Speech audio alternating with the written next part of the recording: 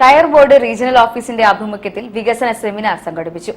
Centre കയർ board director in charge Shanmugasundaram ഉദ്ഘാടനം ചെയ്തു.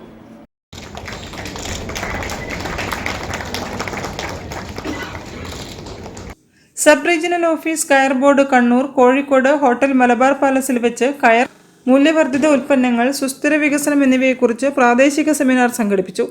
സെമിനാർ കയർ ബോർഡ് സെൻട്രൽ കയർ research institute director in charge Shanmugasundaram ഉദ്ഘാടനം ചെയ്തു. So here, because I would like to mention some 12 aspects today. First one is value addition. So as far as coir industry is concerned, so far for the past 20-25 years, what I have observed for the past 2-3 years after joining this coir board, so we have not made such value addition to the coir products. Because in the month of July, myself and our honorable chairman, Coir Board, we have visited Thailand. Even though Thailand is a small country when compared to India, they are developing more value-added products. So that is why they are competing to India.